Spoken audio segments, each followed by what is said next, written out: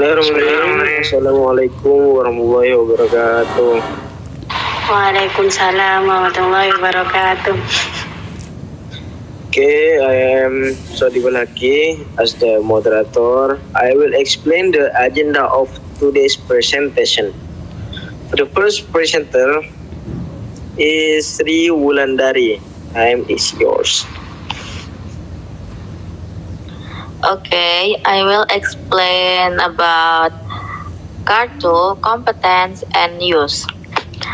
Competence refers to a person's knowledge of a language. It includes grammar, vocabulary, sentence structure, and meaning.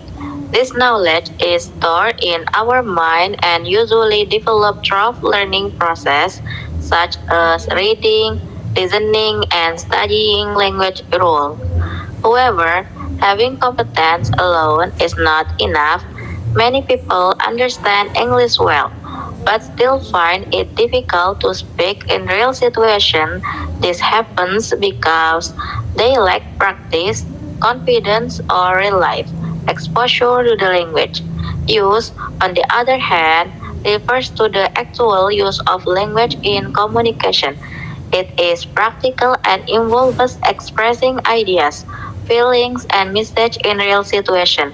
Use developed through practice, such as speaking, writing, and interacting with others.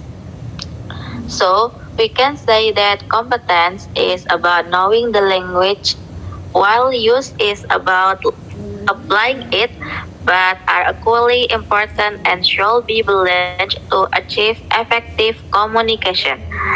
Next, Bawarda.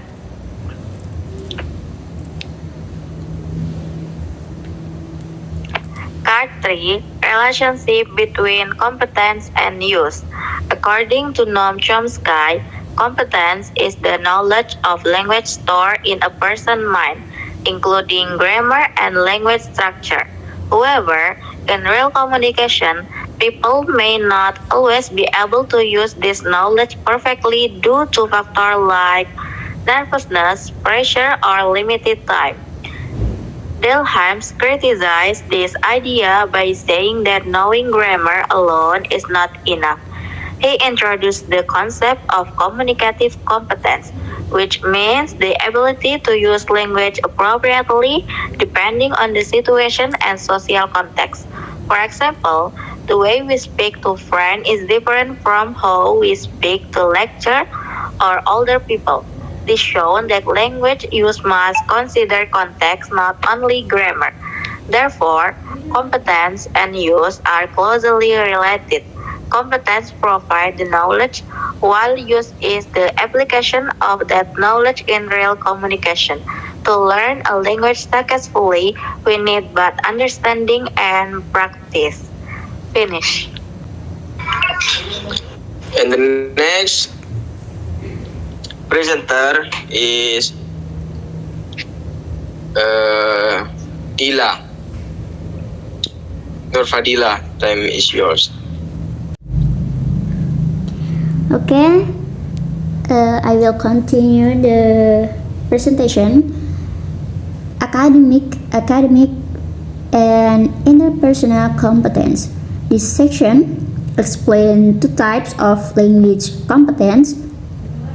Number one is interpersonal competence, also known as basic interpersonal communication skills. This concept was introduced by James Commons, and the definition of interpersonal competence is the ability to use language for daily communication. So, this competence for talking with friends, greeting people, casual conversation, asking direction, chatting, and there are characteristic of interpersonal competence, like simple language support by gesture and context, learn more quickly, and then the simple sentences like how are you, Where are you going? I'm hungry. Next, academic competence, also known as is cognitive academic language proficiency. The definition of academic competence is the ability to use language for academic or educational purposes. Like example, understanding textbooks, writing essays, giving academic presentation, understanding academic terms, and others. And there are characteristics of academic competence, like more formal, more difficult vocabulary, require deeper thinking. Like example, explaining theories, writing reports, and understanding scientific articles. And then finish. And for the next presenter is Wardatun Nafisa. Okay, Bismillahirrahmanirrahim. Next, number 1 is BICS. BICS stands for Basic Interpersonal Communicative Skill. It means language skill for daily conversation. For example, talking with friends, asking questions, or casual communication. BICS is easier to learn because the language is simple and used every day. Usually, people can learn it about 1 until 2 years. And next, number 2 is CILP. CILP stands for Cognitive Academic Language Proficiency. It means language skill for academic or school purpose. For example, understanding lesson, reading textbooks, writing essays, and learning school subject in English. CILP is more difficult because it uses formal and complex language. Usually, it takes about 5 until 7 years to master.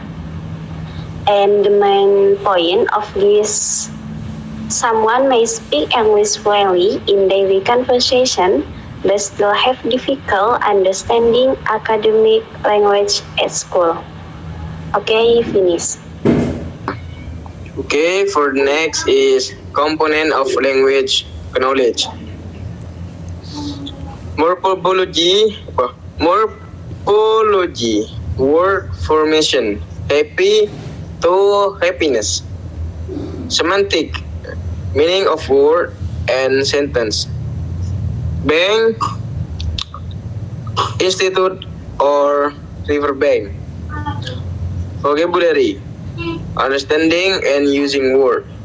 Beautiful and journey. Syntax, sentence structure rules. She is reading books. And pragmatic, language used in social context. Speaking differently to friends. Previous lecture. Next. And for next is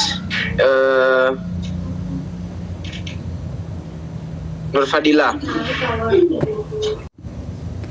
Okay, next is receptive activities. And definition of what are receptive activities? Activities focus on receiving and understanding language input before producing it. Like receptive activities are activities of receiving and understanding language and the focus is understanding language input. Types of receptive activities, there is listening to language. And then examples is conversation, podcast, songs, lecture, explanation. So you can listening to This two is a component, this aspect. Then reading written text.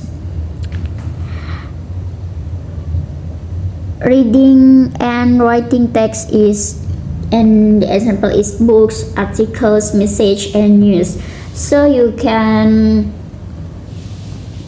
understand language by receptive activities, and this is called comprehensible input. Like language learners can understand even with some unfamiliar words. So you can reading, writing text, and listening to language. Okay, next. For the next presenter is Hikmah, Nurul Hikmah.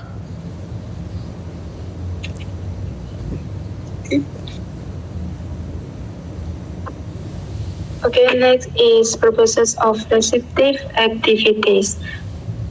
So receptive activities are activities that focus on receiving and understanding language input.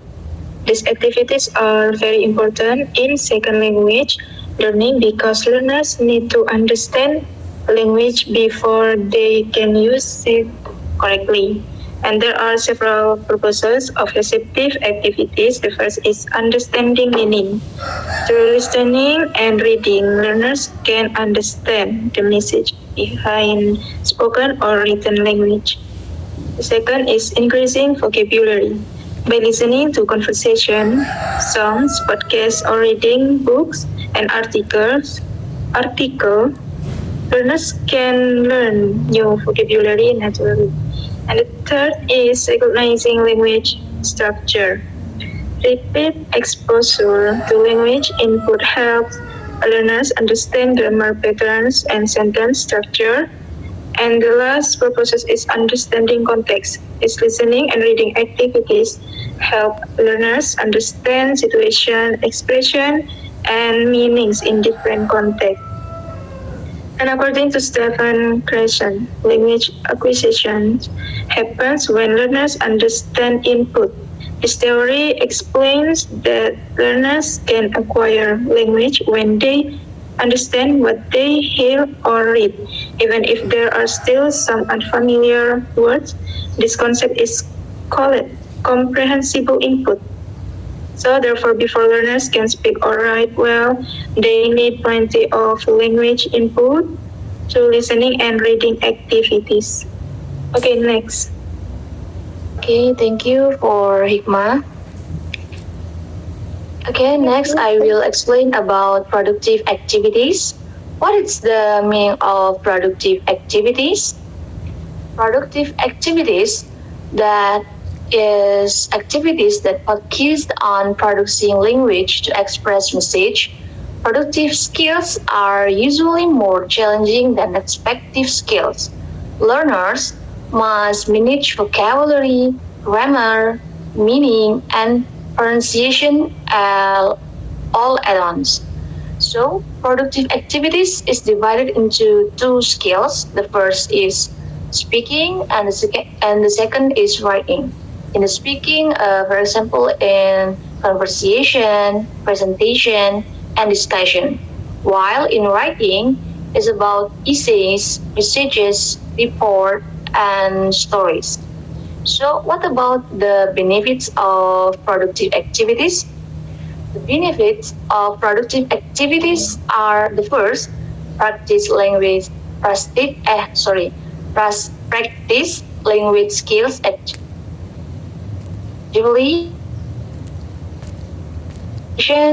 and the last is identify and improve language errors. So, according to Meryl Swin, producing language help learners notice what they don't know about. So, productive activities is so important, right?